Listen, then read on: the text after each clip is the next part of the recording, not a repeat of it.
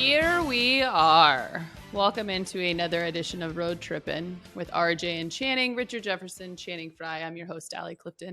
It is January 6th. We were actually kind of diving into this before we hit record. Can I still say Happy New Year? Yes. No, fuck no. Yes. Damn, why are you so aggressive, Channing? Fuck no.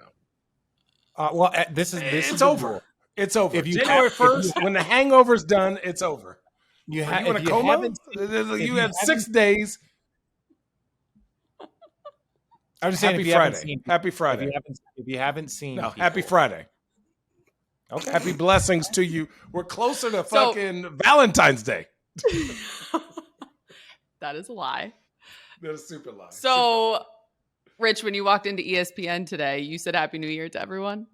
Yes. Well, I've only seen two people. I saw my guy working the front desk, and that's it.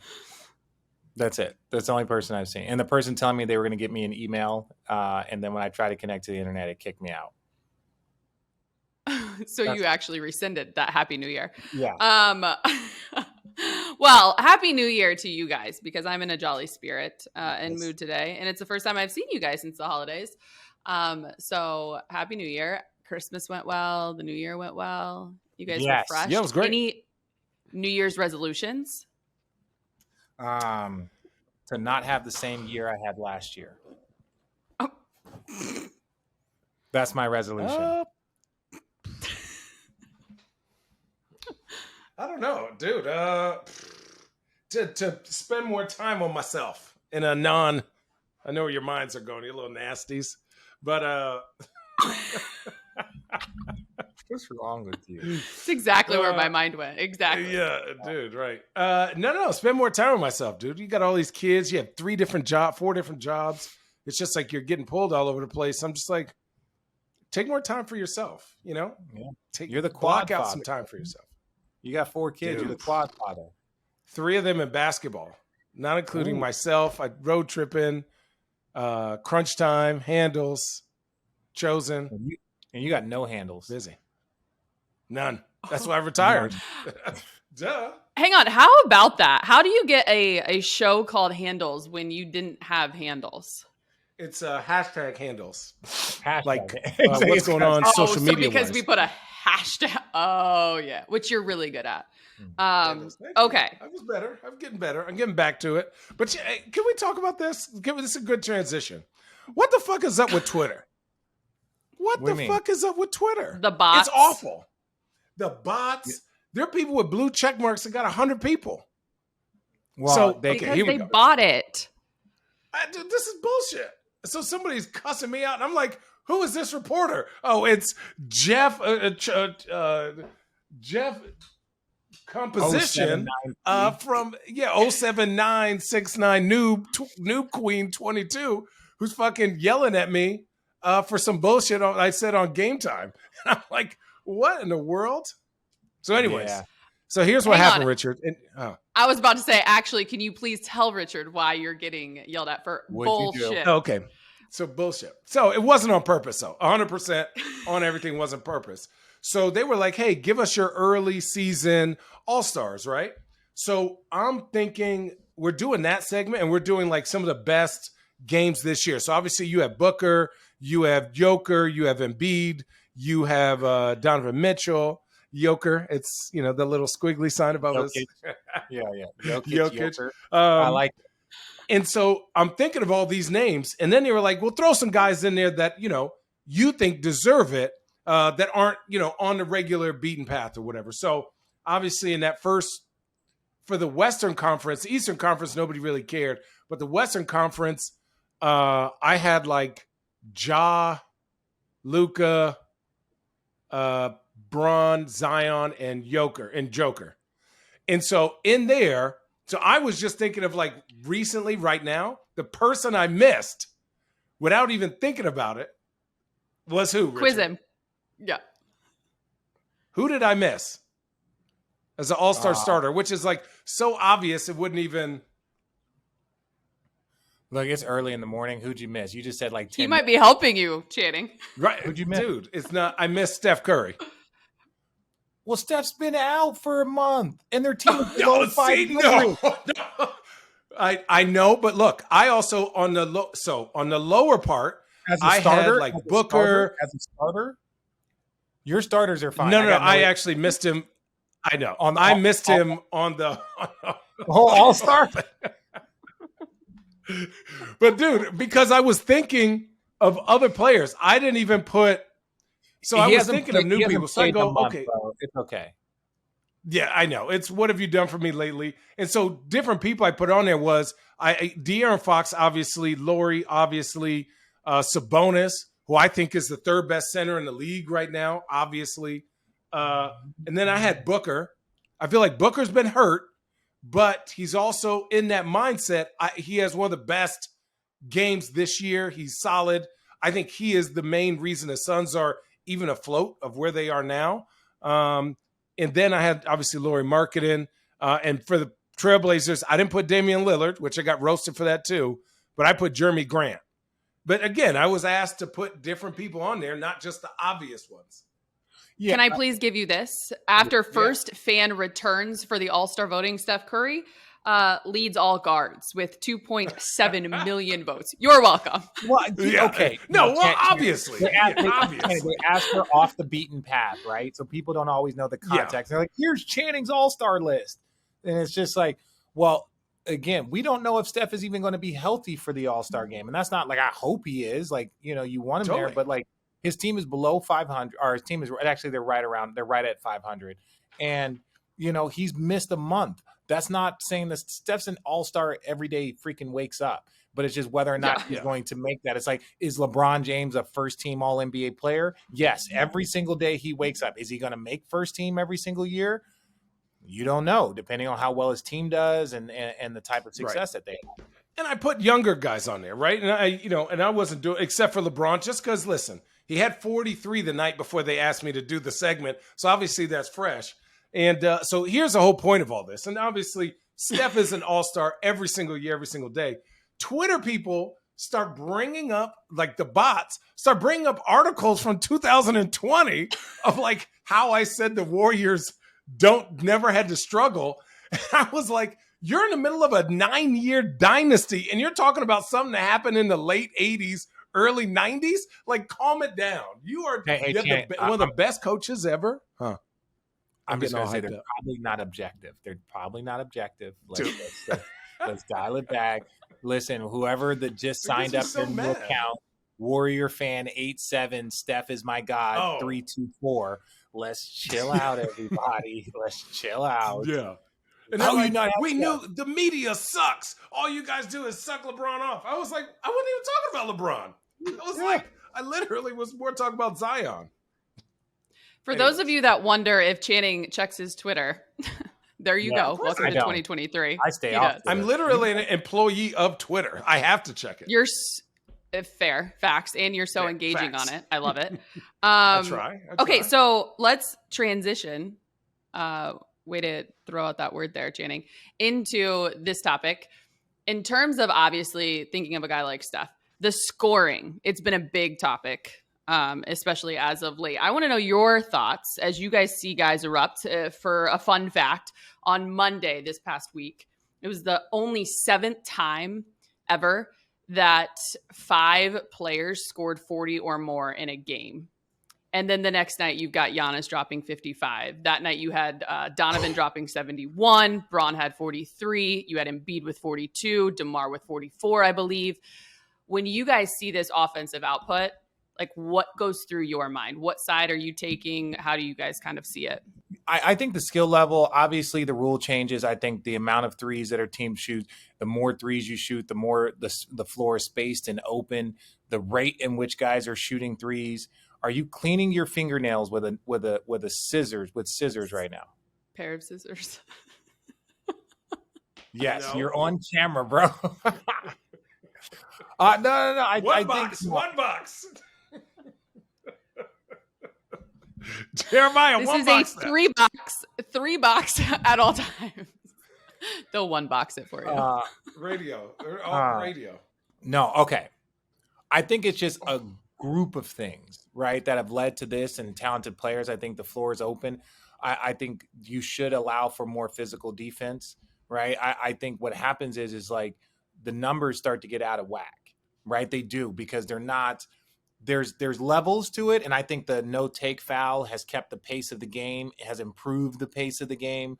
Players aren't doing it. If that's 4 or 5 times, you're scoring 3-4 more possessions, a game. I think that's contributed to it, but the defense is not great.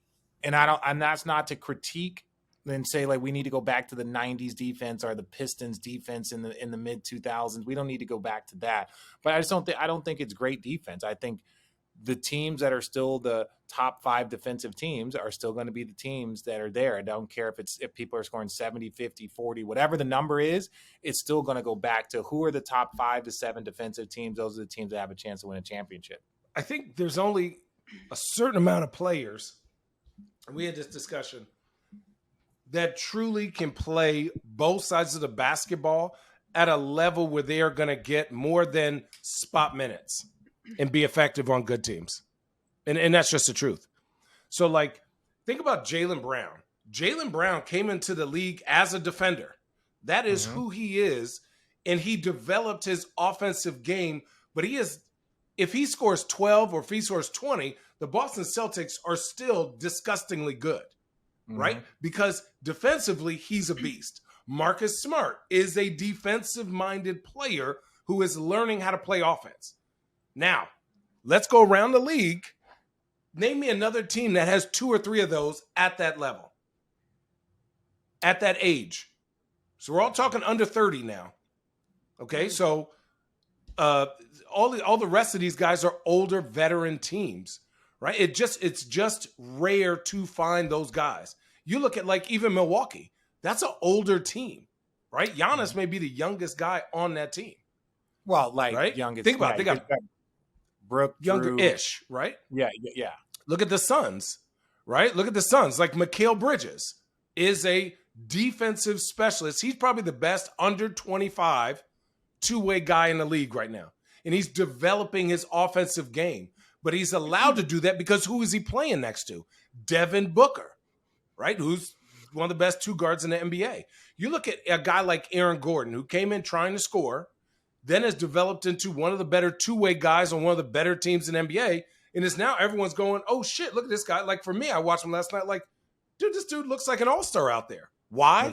Because defensively, he's elite, and offensively, he knows his role and is effective in the game. So what I think it is rare to find those players, and it is even more rare to develop them in a sense where they go, this is my job, and I will work on the offensive game. Like there are games where Aaron Gordon has 9 points, but has a huge effect on basketball. That's hard to do with a 19-year-old, a 20-year-old. Aaron Gordon is 27. He's as old as Jokic, been in the league 9 years. And we're just now seeing him develop into what we thought he would be 8 years ago. Yeah. And then secondly, here's my thing. Who the fuck are you going to go get to go guard Giannis, Embiid, Jokic, Braun, AD, Luka? What team and who the fuck are you going to go get them? Nobody. And if you do got that one guy, let's say you got the one guy for Jason Tatum. What you doing for Jaylen Brown and the rest of them? It's not like they suck. Malcolm Brogdon was Rookie of the Year.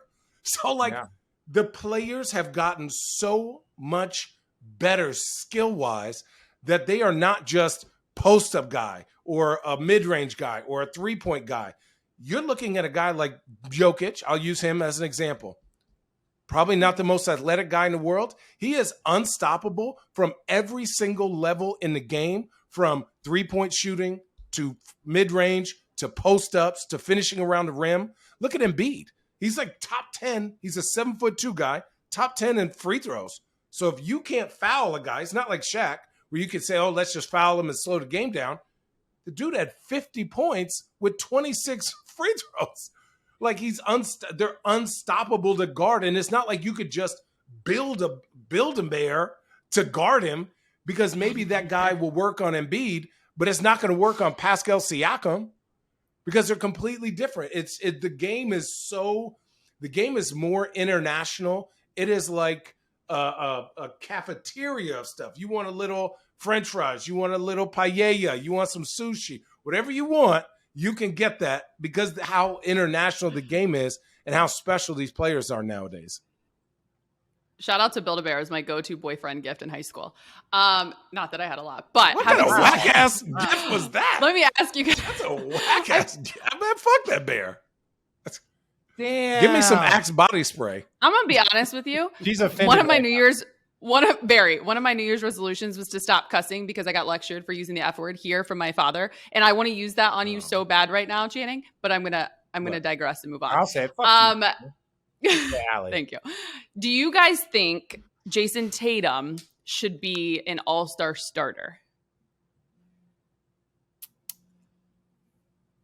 If his team finishes compared one, to if his team KD, one, Embiid, Giannis, and Tatum, right? That's the four we have to choose from. yeah, Yep. he And they're all front court players. Yep. Oh, talent-wise, and this is not a disrespect, we are talking about two-time MVP. We're talking about Embiid that has finished second in MVP. We're talking about KD, who is their team's in second place right now.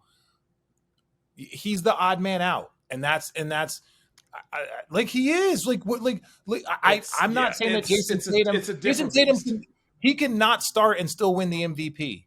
I remember many years ago, Darren Williams didn't make the All-Star game, but was third team All NBA, right? Like, because he was a little banged up. But then the second half of the season, he was that dude. He didn't make the All-Star game, but he was All NBA. He can still win the MVP. To say that, like, Kevin Durant, like, and we forget about all the things that these guys are doing.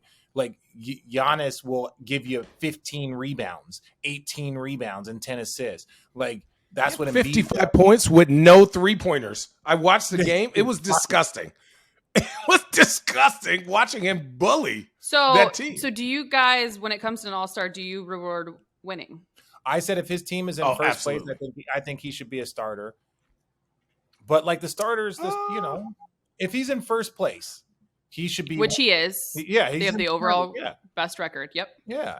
Now, if they get into the middle of February and they're second, I would pick KD and Giannis, right? You get three. Oh, then Embiid. KD, Giannis, and Tatum. Okay, over Embiid. I would, Over Embiid. That's fair. Now I know this. And I'm a big Embiid fan, right? Okay, that's fair. Not to change the subject, Richard, do you think Embiid and Tatum have the same offensive package? No. Stylistically, you don't. I think Embiid has a better package. Why? Okay. Because he can bully ball you. He can true. bully. Like, Physicality that is is something you can't teach. You can't teach tall. Like, if Embiid decides that, like, listen, I'm just going to be the biggest, strongest dude tonight, there's nothing anybody's going to be able to do. I'm just going to be the biggest, strong. Like, if Giannis is like, I'm just going to go and just be that dude tonight. Jason Tatum has a variety. He's got the handle. He's got the three. He's got so much stead. He's that dude. See, this is the thing where fans get, like, we're splitting hairs here. We're talking about, is he a 97 or is he a 96.8? Like, that's the difference. But I think right now, if you were to say for one season, would you take Embiid or would you take Jason Tatum? I think currently, like, Embiid's been number 2 in MVP voting the last 2 years. Yeah. Like, let's just keep it in perspective. That's all. He is a monster. It's disgusting. Like, Jason Tatum's a bad man. I was trying to tell people, dude, what's funny is we are now seeing how good these young guys are. Why? Because the Warriors aren't off to this dominating start, or the Lakers or whatever team LeBron's on, not off to this dominating start, or the Milwaukee Bucks. Like, everybody feels like they have a chance. There is no team that is over here where they're like, we have to beat this, and then we're this far. We're going like that. Like, the Nets are on a streak right now, and they are rolling. But they're not really that far ahead of anybody else. Yeah. I just asked someone the other day, can the Nets win a championship this year? They can, but I can't think say no. Right, they can. Right, that's the thing. You look at 2 years ago, they're probably playing closer to that style of basketball when it was James Harden on that roster and stuff like that, even without James, obviously.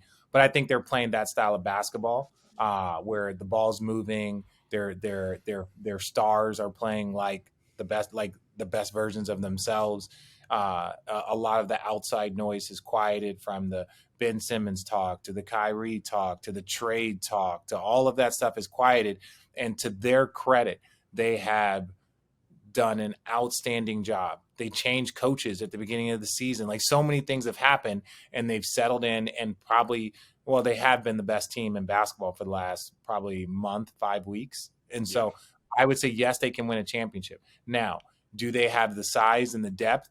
I don't know. You're talking about Giannis. You're talking about Brook Lopez is having a great year. You're talking about Embiid. You're talking about Boston with all of their size and length, and Al Horford and Williams. Like, I think the one thing that they're lacking is size, and I don't know if they're going to be able to find that in time. Because even if you go to the other side, I think the West is really wide open. But Jokic and those problems, I know Kevin Durant's a problem, but let's say Kevin Durant and Jason Tatum offset each other, because that's what happened in the conference. Let's say Kyrie is special, but Jaylen Brown and Marcus Smart. When you get to the next group of guys, to me it looks like Boston, Milwaukee, Cleveland. I think Brooklyn is right there. I think Brooklyn and Cleveland are right there. I would see a great 1 through 4 matchups between those 4 teams, and then I have Philly on the outside looking in. I do want to give you guys credit, because in the offseason, you guys said that everything that the Nets were going through, whether it was the trade request from Kevin Durant, the stuff with Kyrie, the coaching element, it all looked very hairy, right? And you guys said that, particularly with Katie and Kyrie, it would not be a distraction. Kudos to you guys. As you guys see clearly right now, they've won 16 of 18, playing the best basketball. Having said that, when you flip to the other side, that continues in 2023. With the Celtics, you guys kind of touched on that as well. And when you talk about KD and Tatum, say you're in a series, they offset each other. How much credit does Marcus Smart deserve? No, they do not offset themselves. They don't offset themselves. I said hypothetically, if I didn't say hypothetically. Okay. To Rich's point, if they were to offset one another and you go down when it comes to winning 4 games out of a 7-game series, how much credit does Marcus Smart deserve for the evolvement of his game and what he's been able to do for the Celtics, who have the best record at 27-12? I just think Marcus, I think on every team you need like a what is it called? A protagonist, right? An agitator. An agitator. You need that. And he is that. He is okay with not being liked. He's okay with upsetting the other team, or taking a tough assignment, or holding guys accountable, being emotionally charged into every game. Jaylen Brown and Jason Tatum are very methodical is not the right word. They're very skilled players who like to get into a rhythm. You don't really see them talking too much shit. And emotionally, they stay like this. I think at times Marcus Smart's best job is to challenge them to go outside of what they think is just the norm, which is ridiculous. Like 25 to 30 points is a norm for them. What Marcus Smart does is challenge them emotionally to take this even more serious than what they had thought it was. And I also think that Marcus Smart's communication on the defensive side simplifies things for them, where now Jason Tatum doesn't have to take on the challenge 4 quarters. If somebody's hot, Marcus Smart says, give him to me, or Malcolm Brogdon comes in, give him to me. Derek White, give him to me. Then you have Robert Williams, send him my way. So that he allows them to have defensive versatility. He's aggressive when he's made a couple shots. And his best version of himself is when he stays within himself. I think sometimes when he tries to go in there, going left and throws that motherfucker up off the backboard, you're just like, yo, you don't need to do that. Like, less is more, right? Some of the best meals I've ever had have 3 ingredients, but these fucking ingredients are the best. It's like Himalayan sea salt, Wagyu beef, medium rare. I'm hungry as shit, by the way, if you haven't noticed. I think it's to stick with his ingredients, right? To bake a cake, you need all of the things. right? You need a little bit of this. You need a lot of flour. You need a little bit of the, you know what I'm saying? Like and I think Marcus Smart, like they are not that cake, that pie, that meal. They are not the Boston Celtics without him. And it's the same thing you could say for Jason Tatum. You can say that for Jaylen Brown. You can say that for a lot of things, but I think he brings something that's very unique in intensity and in energy. And that's why he's Defensive Player of the Year, because it's not just his stats. It's not just his numbers. It's not just steals. It's his intensity in which he brings the defensive mindset every single night. And that's hard to do. Hey, Road Trippin' fam, our next partner has a product we're personally using every day. We're all taking Athletic Greens because we want more energy, better immune systems, and we all got tired of taking pills and vitamins. Want to see what the hype is all about? Obviously, every scoop of AG1 tastes great, and it helps us to feel our best in the morning. We have the peace of mind knowing that we're beginning every day with 75 high-quality vitamins, minerals, whole food-sourced superfoods, and even probiotics. Right now, it's time to reclaim your health and arm your immune system with convenient daily nutrition, especially heading into the flu and cold season. Just one scoop in a cup of water every day. That's it. No need for a million different pills and supplements to look out for your own health. To make it easy, Athletic Greens is going to give you 1 year free supply immune-supporting vitamin D and 5 free travel packs with your first purchase. All you have to do is visit athleticgreens.com/roadtrippin. Take ownership over your health and daily nutritional insurance. Again, go to athleticgreens.com/roadtrippin. Get started today. Hey, road trippers, let's all make those New Year's resolutions a reality. It's time to start thinking about changing your habits and really focusing on your overall health. But you don't have to make huge unsustainable changes by following strict or trendy fad diets. Start 2023 off right by switching out one meal a day to Huel. That's Huel, spelled Huel. With Huel, you'll be at ease knowing you're getting all the nutrients you need in that one quick meal.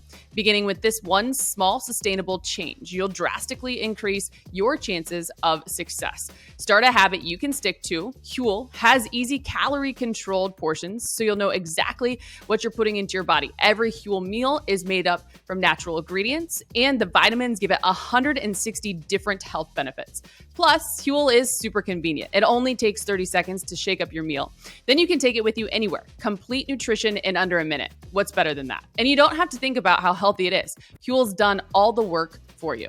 So get started today by visiting huel.com/roadtrippin and stick to your New Year's resolution of living a healthier lifestyle. They'll even throw in a free t-shirt and shaker with your first order. That's Huel, HUEL.com/roadtrippin.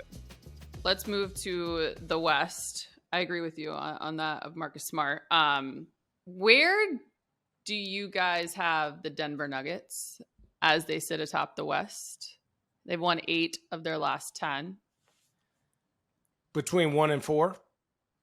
I mean, because some nights they look like, I'm like, yo, these boys is nice. And then the next night they're getting their head busted because they don't want to play defense.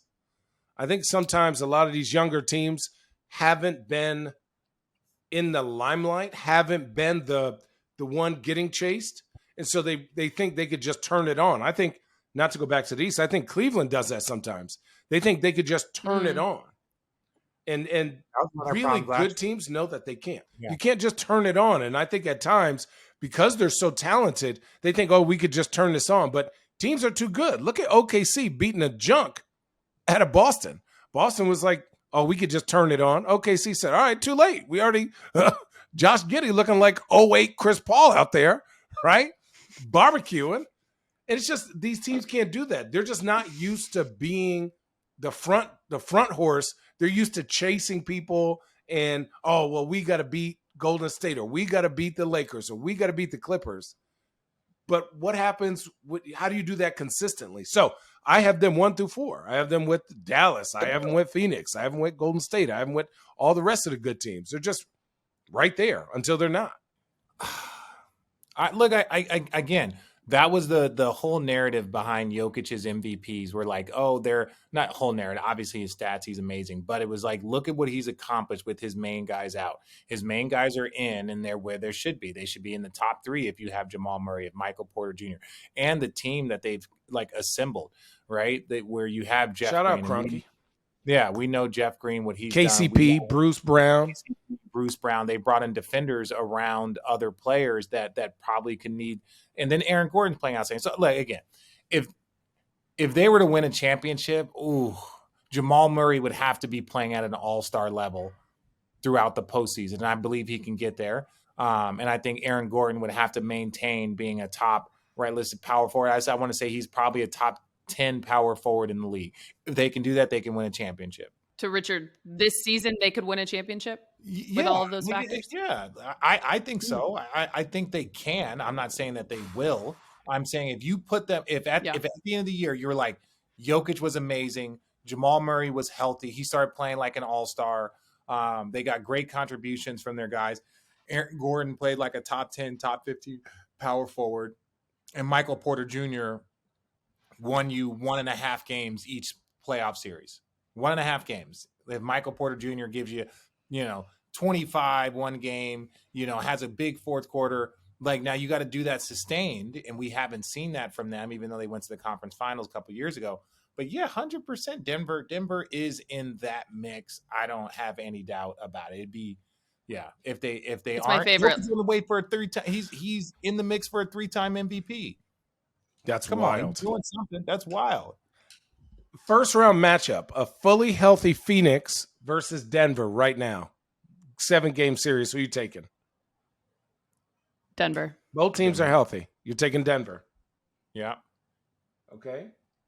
Dallas, Sacramento. Dallas wins. Dallas, Denver. Right? 1-8 plays the winner of 4-5. Okay. Denver. Okay. These are a lot of if. Man, Totally. that Jokic dude's a problem. Not Jokic, that Doncic guy is a problem. Yeah, that's what I'm saying. So Clippers, if you go 1-8, 1-5, or 1-4, shoot, even Sacramento's there, man, Denver would obliterate Sacramento. All due respect to the Sacramento. Totally. I get it. No. That's understandable. I don't know if they obliterate a fully, now we're saying what if. This is the biggest what if in NBA. A fully And we're all healthy, drunk. in shape, playoff team, playoff Clippers. Mm-mm.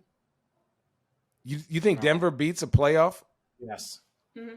Yes. Oh. I do. Okay. I do. Okay. So who's the real? Do you so guys you would believe say in? Do you guys believe in the Clippers? I don't know if the Clippers believe in the Clippers. I don't even know if the Clippers know who the Clippers are. How could you? Did you hear it? Weren't you doing? Was that a TNT game or something where T. Lou had to have a time card? So he had a little piece of paper where like everyone's minutes restrictions on it, and I'm like, at a certain point, y'all piecemealing this. You're like, it's not a puzzle. You're Legoing this season. You're like, he gets 10 minutes tonight. This dude can't play on back-to-backs. That dude is this dude is that. But imagine he doesn't have to do that. Yeah. What does that team look like? Imagine if Kawhi has a day off after every game, PG, and you're giving T. Lou time to prepare for a team. Zubac and Jokic, I like that matchup. But we're also talking about Clippers winning a championship. You gotta win 16 games. Oh, no, I don't think they win a championship. Yeah. But they could cause problems. They could cause problems. Yes. Let me ask you, where do you think the Pelicans? They were looking so good. Obviously, Zion's out with that hamstring injury. They've lost. They're 5-6 in their last 11. Yeah, they're 5-6 in about their right. last 11. Can they stay in the top 6? Can they stay a playoff team? Yes. They're 10 games over Yes. 500 right now. 17-4 at home. Yeah, I'm riding with them currently. And they've, like you said, they've done what? They've lost how many? They're 5-6 in their last 11.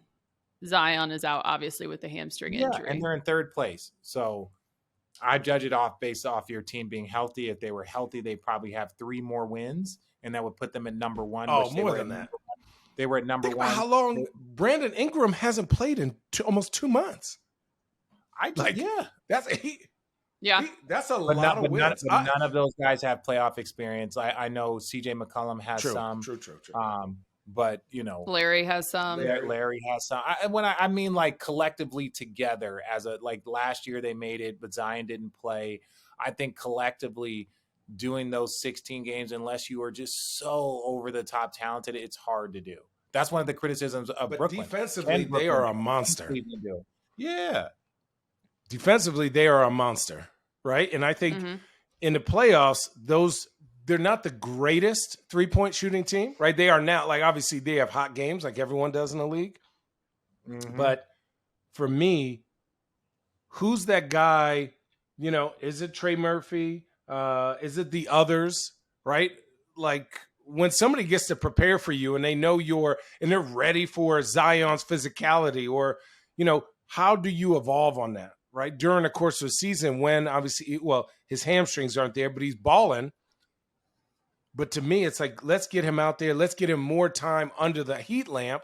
Where now in the playoffs, we know we've already seen everything everyone can do for us against us. Yeah. I mean, I think that would be my biggest worry. Is like, we need to see what teams do to beat us so that we can adjust, get better, and really be solid when playoffs come. You guys want to give some love to your buddy old pal? Which LeBron? one? Lauri Markkanen? I don't know if you guys. No. Oh, you want to go to the Jazz? Okay, we'll go to the Jazz. No. We could go to. No. Yeah, He dude, did. How about that? Why? What? Don't Which say one? no. 49, Richard, is ridiculous. Who? Lauri Lauri Markkanen, Never Lauri heard. of it. Markkanen. the finisher. It actually would take me to my next thing that I put on the text chain to both of you guys, but that is impressive. We are interviewing him today on Damn NBA it. Today, so I'm excited about that. You know what's funny? And somebody What? asked me, how the hell did he go from what he was in Chicago to now? And I was like, 3 things. The league has evolved to where now he's almost a center, but he's really a 3-man. So Yeah. he's a matchup problem. Physically, he is a specimen. He's 7 foot and plays like a 3-man in today's game. So he is viable at guarding centers, but he's a problem on the offensive end, especially with that spaced out offense that Utah runs. His confidence is at an all-time high from FIBA during the summer. First-time All-Star, obviously. Just plays ball the right way. Like, he doesn't really take bad shots. He's just taller than everybody and is always in the right spot. Hey, he's 7 foot Moving 3 without punch. the ball.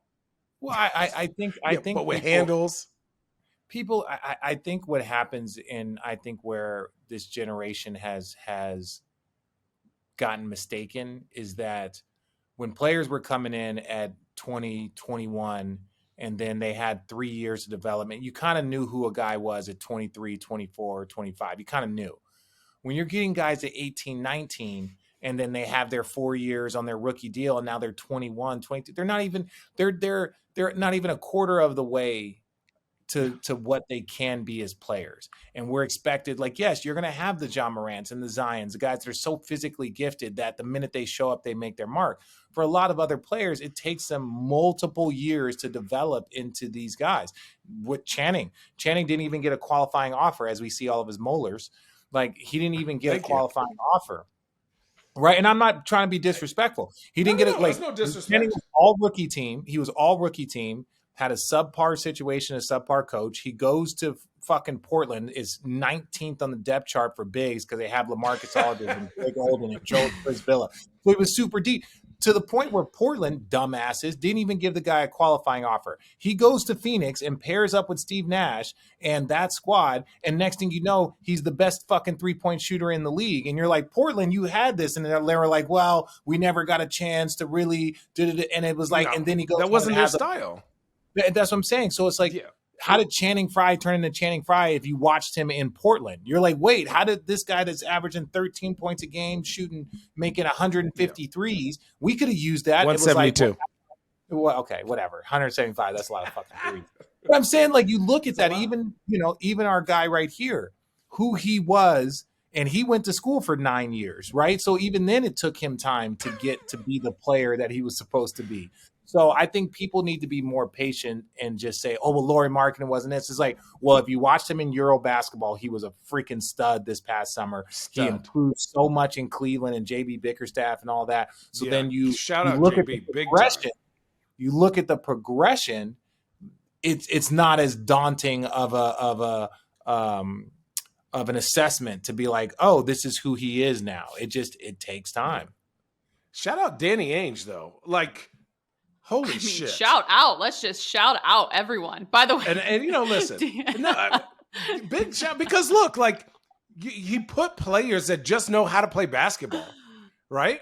Now, and shout out JB for putting LAURI at the 3. So you're starting 7 foot, 7 foot, 7 foot.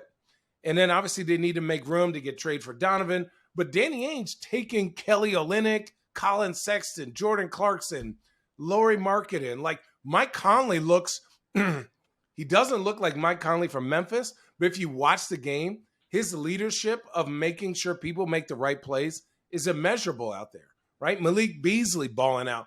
Like for them to put that team together and to compete as much as they are, compared to the expectations, you got to give people shout out. And shout out to the coach. I heard he's cool as shit. Can we shout out, continue, because it leads me to what I put on the text chain, and Channing, you did see it because you responded. Bill Walton is just, I mean, we are taking a sharp left turn, but Danny Ainge was at the USC UCLA game last night, and they come on with, who was it, Dave Pasch and Bill Walton calling the game. I had to freeze my monitor because Bill Walton with those TCU Georgia things that got stuck on his face, the eye patch things, he couldn't get them off. They were giving the celebrity shout outs because Dwayne was there.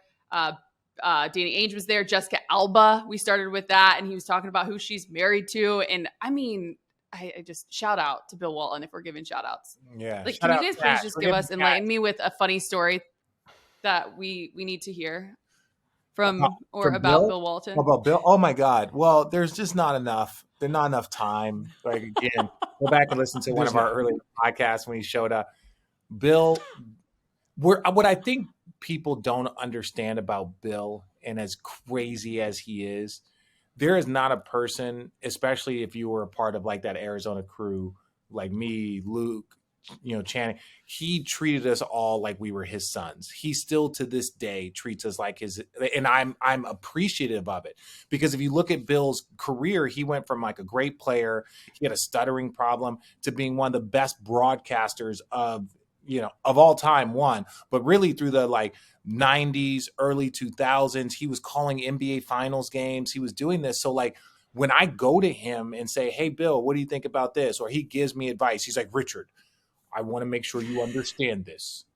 There's always one person at every company, and if they love you, you can do whatever you want. And he says this from the standpoint, he's like, and always work. Always don't ever just work for one place. Work for a bunch of different places. And this is advice that you're like, this man has been doing it for 30 years, and he's giving this advice.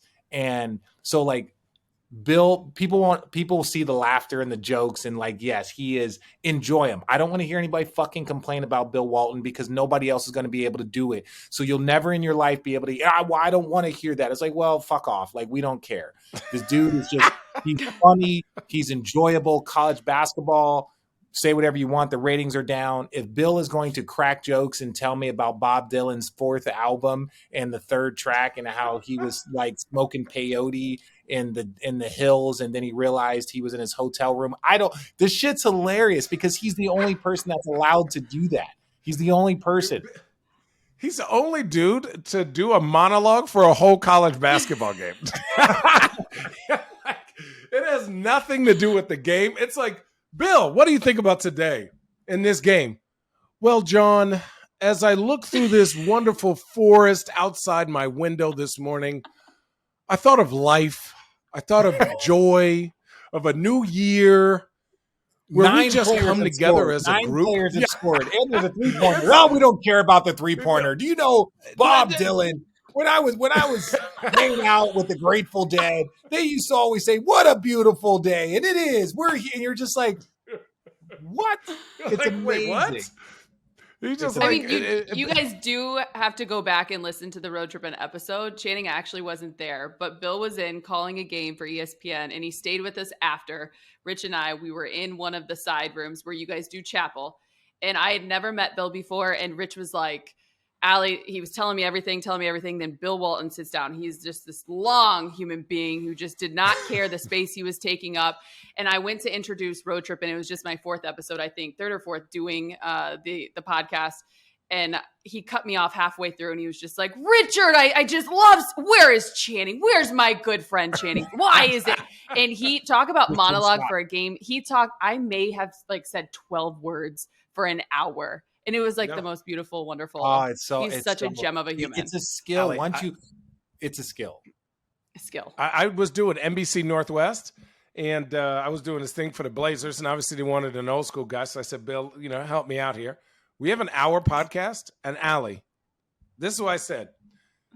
Bill, what's your idea that Damian Lillard is going to pass you or maybe get his, number retired when he... Channing, let me tell you about an hour later, one question, and kept calling my co-host Blue Shirt Guy.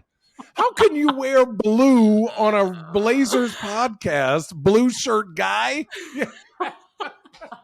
It wouldn't even let him answer. It was hilarious.